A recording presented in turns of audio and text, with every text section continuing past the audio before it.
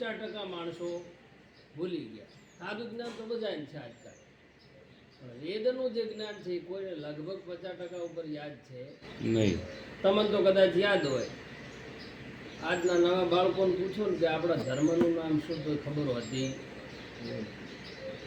આ કડવું સત્ય સમાજનું.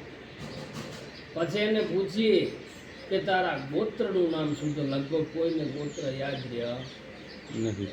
દરેકના વેદ અલગ અલગ આવતા, કે તારો વેદ કયો લાગે, તારી શાખા કઈ લાગે, તારી કુળદેવી કઈ લાગે, તારું પ્રવર કયું લાગે. આ માયલું લગભગ કોઈને યાદ નથી. અને એની વાત દાવા જો 3 પેઢીએ લગભગ ઘણા યાદ નથી. 3 પેઢીનું નામ ભૂલી ગયા. હા, બાળકોને પૂછીએ પપ્પાનું નામ હોય યાદ, પછી લગભગ દાદુ આગળ યાદ હોય. સીતારામ.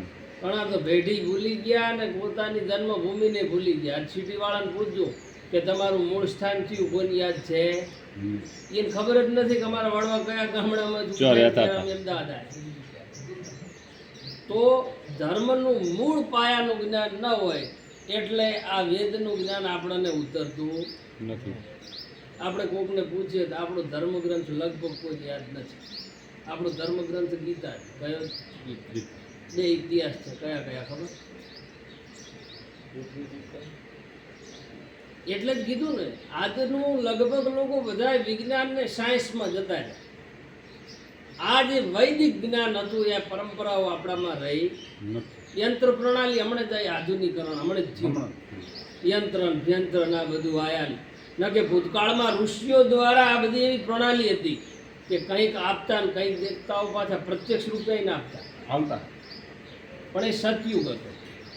કાલાંતરની અંદર એવા ધર્મના પ્રહારો થયા એટલે ધીરે ધીરે બધું લુપ્ત થવા, અને આ એ કળિયુગમાં પ્રણાલી આપણને આપી છે. મહારાજે કીધું ને કે યથા દેહ તથા દેહ, જેવું આપણે જોવે એનાથી વધારે સારું તમે ઈશ્વરને આલો ભાવથી, તો ઈશ્વર તમને આપે, નહીતર આપતો. મહારાજે એક ઉદાહરણ આપ્યું કે ગયણા જેવી ધોતી આપણે ન પહેરતા હોય જેવી, અને એનાથી એ ગયણા જેવી મોહર સોળા નીકળી જાય. આવી ધોતી ગણપતિને આલો તો શું ગણપતિ રાજી થવાના? હા, એવી આલાય, પણ એવી કયો માણસ આલે ખબર છે? કેવો માણસ કીધો છે? જે નિર્ધન હોય, જેના પાસે ધન બિલકુલ નથી, એ માણસ કદાચ ફૂલની પાખડી લઈને આલે તો ઈશ્વરને એમ થાય કે એણે એની શક્તિ પ્રમાણે આલી. પણ આપણે ભગવાને આપણને સક્ષમતા આલી હોય, ખૂબ બધું ધન આલ્યું હોય, ખાવા પીવા રહેવા, જમીન જાગીરી બંગલા બધું કોણે આલ્યું? આપણી પાસે છે ને. જેની પાસે નથી આવતો એ ક્યારેય ઈશ્વરનો દોષી થતો, પણ જેના પાસે છે ને છતાં નથી આપતો એ ઈશ્વરનો દોષી. કોનો ઈશ્વર? ભગવાનનો. એટલે પેલું તો મૂળ ધર્મનું જ્ઞાન, શ્રદ્ધા, વિશ્વાસ અને આ દ્રવ્ય, આ બધું ભેગું મળે ને તારે કોઈ યજ્ઞનું ફળ મળે, નહીતર મળતું. બ્રાહ્મણો તો અબો વાઈ જતા રહે, પછી પાણી વેડો તો અબો રહે ન કે અબો રહે. આ તમારું કામ. અમે આજ કીધું ને અમે તમને કરા છો કે ભાઈ આ જ્ઞાન છે, આ શ્રદ્ધા છે, આ વિશ્વાસ. તમારામાં શ્રદ્ધા, વિશ્વાસ ને પાત્રતા હશે તો અમારું પીરસેલું તમારામાં ટકશે, ન કે એ ટકતું. 4% શ્રદ્ધા હોય. એટલે પેલું ધર્મનું જ્ઞાન જો કે આપણો ધર્મ કયો, નામ ખબર છે? સનાતન ધર્મ. તો આ આપણને તમને જ્ઞાન છે. આજથી 2 પેઢીમાં તમે જોજો નવાને છોકરાઓને, અમુકને યાદ છે ને અમુક છે, તો ધર્મનું જ્ઞાન હોવું જોઈએ. વેદ કયો, પુરાણ કયો, આ બધું શું છે, આના વિશે ચારે જાણ્યું નથી. અને બીજી વાત કે એક દિવસમાં કોઈ પણ વસ્તુ શીખી શકાતું નથી, કઠિન છે. એમાં તો વેદ ધર્મ છે, અને અમે તો ઘણો કાઠ. અમે 12 વર્ષ પાઠશાળામાં રહ્યા, વેદ ભણ્યા, 4 વાગે ઉઠ્યા, તો નેટ થોડું ઘણું સમજ્યા, વધારે સમજીએ જા. અને આજે ગુરુ પૂર્ણિમા છે. કઈ છે? ગુરુ પૂર્ણિમા. એમાં પાછો વિશેષ દિવસ છે. આને વ્યાસ પૂર્ણિમા કહેવાય. કઈ? જ્ઞાન લેવા માટે ઉત્તમ દિવસ. વ્યાસે 4 વેદની રચના કરી, એટલે વેદ વ્યાસ કહેવાય. વ્યાસાય વચનદ્વયમ. વ્યાસ પૂર્ણિમા. 4 વેદની સંરચના વેદ વ્યાસે કરી, 18 પુરાણ, 108 ઉપનિષદ, આ બધી રચના કોણે કરી? શ્રીમદ ભગવદ્ ગીતા સાથે વ્યાસ મુનિ. એટલે આજે ને વ્યાસ પૂર્ણિમા કેવરાતી. વ્યાસ જગતના ગુરુ છે. બધાના ગુરુ કોણ છે? એ વ્યાસે જો જ્ઞાન ના આપ્યું હોત તો માણસને ખબર ન હોત કે કઈ રીતે જીવન જીવવું, શું કરવું, શું ના કરવું, એ કોઈ વિવેકની ખબર હોત નહીં. એટલે સંપૂર્ણ જગતના ગુરુઓની પૂજા આજે વ્યાસ રૂપે થાય. જે માણસને ગુરુ ના હોય ને એને નુગરો કહેવાય. શું કહેવાય? આજે સાચી પૂર્ણિમા છે એટલે સાચું જ્ઞાન એટલે તમને કહું છું. ન રોજ રોજ કહેવાય એ તમને કહી દઉં. આ તો પાયાનું જ્ઞાન જ છે કે ગુરુ વગરનો હોય એને નુગરો કહેવાય, અને ગુરુ વગરનો હોય એનામાં ક્યારેય ધર્મનું જ્ઞાન ટકતું નથી. એટલે કીધું છે આપણા અભ્યાસ પહેલા 16 સંસ્કાર આવતા એટલે આમાં ગુરુ પરંપરા આવતી. તમે જનોઈ પહેરતા હો, ખાલી બ્રાહ્મણો ન પહેરતા. ચારે ચાર બ્રાહ્મણ, ક્ષત્રિય અને વૈશ્ય ત્રણેય વર્ણ જનોઈ પહેરતા, શુદ્ર નહીં. કારણ કે એના માટે સેવા આપી હતી. એને એવો ભગવાને ઉત્તમ ધર્મ આપી દીધો હતો કે એને કોઈ કર્મની જરૂર હતી. ભગવાને એને સેવા ધર્મ આપ્યો હતો. સેવા પરમો ધર્મ. સેવા ધર્મ એટલે શૂદ્રને કોઈ વસ્તુની જરૂર નથી. વાસ્તવમાં જોવા જઈએ તો શૂદ્ર ઘણો મોટો જ છે, નાનો નથી. એ દ્રષ્ટિથી વિચારશો તો પાછું વર્ણ અલગ થઈ જશે. તો ત્રણેય વર્ણ જનોઈ પહેરતા, બ્રાહ્મણ, ક્ષત્રિય ને વૈશ્ય. એટલે કહેવાય છે કે જનોઈ ન હોય અને ચોટી ન હોય તો યજ્ઞનું ફળ મળતું નથી. ત્રીજા નંબરમાં વસ્ત્ર. તમે જોજો ઘણી જગ્યાએ પિતાંબર ધોતી પહેરી જશે. પહેલાના સમયમાં મુંડન કરાવતા, ચોટી રાખતા, જનોઈ નવી ધારણ કરતા અને પિતાંબર ધારણ કરતા. તારે યજ્ઞમાં પ્રવેશ મળતો નથી. યજ્ઞમાં પ્રવેશ મળે નહીં. પ્રવેશ જ વર્જિત. એટલે મૂળ ધર્મનું જ્ઞાનનો લોભ થઈ જાય એટલે યજ્ઞનું ફળ ચારે મળતું. યજ્ઞનું ફળ નથી મળે બાપા. આજકાલ આપણે સમજીએ કે મારું યજ્ઞ કર્યું, ફળ શા માટે ન મળ્યું? નારાયણ ભગત આવું થાય છે ને. મારું બેટું ખૂબ હવન કર્યા પણ ફળ મળતું. પણ ફળ ક્યારે મળે? યજ્ઞવાન લભતે સર્વમ. યજ્ઞ કરવાથી બધું મળતું. મનુસ્મૃતિનું એક વાક્ય છે, યજ્ઞ સર્વાર્થ સાધનમ. સંપૂર્ણ જગતના જેટલા સુખો છે એમાંથી કોઈ એવું સુખ નથી કે જે યજ્ઞ કરવાથી ન મળે. ન મળે. સત્ય. આ મનુસ્મૃતિનું વાક્ય છે, યજ્ઞ મીમાંસા. પરંતુ કાલાંતરમાં આપણે યજ્ઞની પ્રણાલીનો લોભ થઈ ગયો. શું થયો? નારાયણ સત્ય. 51 દિવસની પ્રતિષ્ઠા થતી. કેટલી?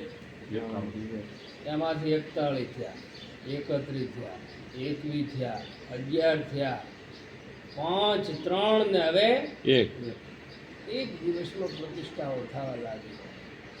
આ વૈદિક ધર્મ હતો. નહીંતર કે પથ્થરમાં પ્રાણપૂર્વક બ્રાહ્મણો માટે હોયનું કામ છે, બહુ કઠિન છે. કારણ કે પ્રતિષ્ઠા ને યજ્ઞ પ્રતિષ્ઠા સમોરી બહુ. બ્રાહ્મણ. હા, પ્રતિષ્ઠા જેવો બ્રાહ્મણનો તો કોઈ આ દુશ્મન મૂળ ધર્મનું જ્ઞાન છે. સવારથી આપણે યજ્ઞ ચાલુ થાય છે, 12:30 સુધી તમને કાંઈ સમજાવવામાં આવશે, સીધી પૂર્ણાહુતિ થાય છે. કારણ કે એક દાડામાં આપણે તૈયાર ભણે બેઠા કાંઈ સમજાય, તૈયાર ભણે સમજાય ને કાંઠો કામ. એટલે ધર્મમાં આપણે રુચિ હોય, શ્રદ્ધા હોય, વિશ્વાસ હોય તો જ યજ્ઞનું ફળ મળે, નહીંતર મળતું. તમને ડાબા હાથનો સરસિયા આલ્યા. શું આલ્યું? મહારાજે કીધું કે 10 દિશાના 10 દેવ છે. હવે ચારે સીધી વાત તમને કરું, તમને ખબર છે તમારા શરીરને 10 દિશા છે? નહીં. યત પિંડે તદ બ્રહ્માંડે. જેટલું આ પિંડમાં છે એટલું બ્રહ્માંડમાં છે. ખબર એટલે નથી કે તમે શરીરને વાંચ્યું, શરીરને નથી ઓળખ્યા, આત્માને ખબર નથી. ઓળખ્યા. એનો અર્થ એવો થાય કે તમે શરીરને પૂરું ભણ્યા. વિજ્ઞાનની વાત જવા દો. આપણા વડવા ગયા હતા આ એક અને 10 દરવાજા. કેટલા? 10. ના, પેલા જાણતા હતા.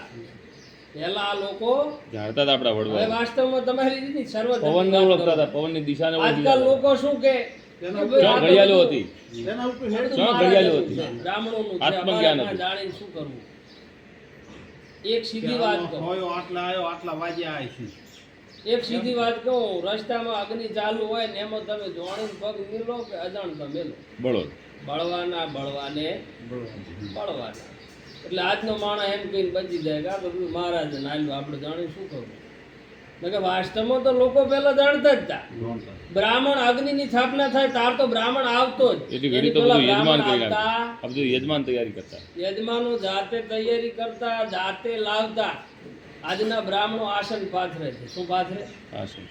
યજમાનની પૂરી તૈયારી કરીને આવે આસન પાથરે. તમને ખબર નહીં હોય ના કે મહાભારતમાં કીધું છે જે બ્રાહ્મણ યજમાનનું આસન પાથરે એ કુંભીપાક નામના નર્કમાં જાય. કયું નર્ક? કુંભી પાક. એટલે આજકાલ તમે જોજો બ્રાહ્મણો લગભગ આસન પાથરતા હશે. બ્રાહ્મણનું પાથરેલું આસન ક્યારે લેવું? આ ધર્મ છે, મૂળ ધર્મ. તો આજે ગુરુનો વાર છે ને એમાં ગુરુ પૂર્ણિમા છે એટલે આ જ્ઞાન સત્સંગ કર્યો. ન કે આ કરવાની કઈ જાજી જરૂર છે થોડો ઘણો થાય તો ઠીક રહે. ગુરુ પૂર્ણિમા છે ને, અને તમારા ગુરુ બનાય છે કોઈ તરફ? કોઈ ગુરુ છે? ગુરુ ચિયા ખબર છે? પહેલું તો એ સમજવું પડે. ગુરુ એટલે શું? ગુરુ ચિયા અત્યારે તો જે ગણો ના આદિકાળમાં બ્રહ્માએ સૃષ્ટિની રચના કરી. મોટો ગુરુ કેમ રે કે આખું જ્ઞાન આલે છે? ના એક ઈ વાત ઉપર જ હું આવું છું કે આદિકાળમાં બ્રહ્માએ સૃષ્ટિની રચના કરી એટલે ચતુર્થ વર્ણાના બ્રાહ્મણો ગુરુ. 4 વર્ણના ગુરુ કોણ બનાયા હતા? બ્રાહ્મણો. કે તમે આજથી જગતના ગુરુ. એટલે બ્રાહ્મણોનું કામ શું? ધર્મ કર્મ કરવું, લોકોને સારું જ્ઞાન આપવું. હા, સારું જ્ઞાન આલવું. એ તો બ્રાહ્મણોના ગુરુ કોણ? દ્વિજાતિના ગુરુ જ નહીં. બ્રાહ્મણનો ગુરુ અગ્નિ છે. કોણ છે? અગ્નિ. એટલે બ્રાહ્મણો અગ્નિની ઉપાસના કરે. કોની કરે? અને પાછી અગ્નિની ઉપાસના કરાવે લોકો પાસે કે યજ્ઞ શું છે. એટલે બ્રાહ્મણોના ગુરુ અગ્નિ. એટલે કહેવાય કે ગાય, અગ્નિ અને બ્રાહ્મણ ત્રણેય સામે ટાટિયા કરીને ક્યારે બેહવું? નારાયણ. આજકાલ તો આપણે સુલે પગરાશી તાપતા હોય. સુલા માથે. કળયુગની વાત અલગ છે. બરોબર ના કે લસેલું છે. આમાં તમને સાચું જ્ઞાન કહું. બ્રાહ્મણ, અગ્નિ અને ગાય ત્રણેય સામે પગ રાખીને બેસાય. એના બધા સુકૃત પુણ્ય જેટલા કર્યા હોય બધા નષ્ટ થઈ જાય ઈ ક્ષણે. ત્યારે બ્રાહ્મણ ગાય સામે પગ રાખીને દે એટલે હારા જેટલો કર્યો હોય જીવનમાં બધાય પૂરો. આવું શાસ્ત્રમાં લખેલું. પણ વિશ્વાસ હોય તો લગે કાંઈ કરતું. તો મૂળ ધર્મનું જ્ઞાન એ છે કે ગુરુ હોવા જોઈએ. અને ગુરુ ન હોય તો બધું કાંઈ સમજાતું એક દાડામાં તો તમે શું સમજાવું? આ તો હજી ચાલુ પૂજા કરી. ગ્રંથો કાંઈ નાના નથી. ભાગવત આવડો ગ્રંથ 18,000 શ્લોકો. મહાભારતમાં 24,000 શ્લોકો છે. સ્કંદ પુરાણમાં 20,000 શ્લોકો છે. આવડા મોટા મોટા ધર્મ ગ્રંથો. જ્ઞાનનો ક્યારે અંત આવે નહીં. અંત ના આવે. પણ જીવનમાં જાણવાનું. વિજ્ઞાન ને ગણિતમાં થોથા દાદા પાડવાના. વિજ્ઞાનમાં થોથા પાડો ને એમાં ધર્મ ભૂલી ગયા માણસ. શું ભૂલી ગયા? ધર્મ. હા, સાયન્ટિસ્ટને આધુનિકતામાં જાતા જાતા ધર્મ લગભગ લુપ્ત થઈ ગયો. એટલે એમાંય રુચિ રાખવાની. જીવન જીવવાની વૃત્તિ છે. ગણિત વિજ્ઞાન ના ભણો કાંઈ કોઈ રૂપિયો આલેમ છે બધે ગણિત વિજ્ઞાનની ભણવું. એને ભણવું પણ આરે ધર્મને ભણવો. કોને ભણવો? કે આપણો ધર્મ શું, આપણા ઇતિહાસ શું, આપણા પૂર્વજ શું. આ બધા પ્રત્યે તમારી શ્રદ્ધા હોય, વિશ્વાસ હોય, તારે યજ્ઞનું ફળ મળે ને તે મળતું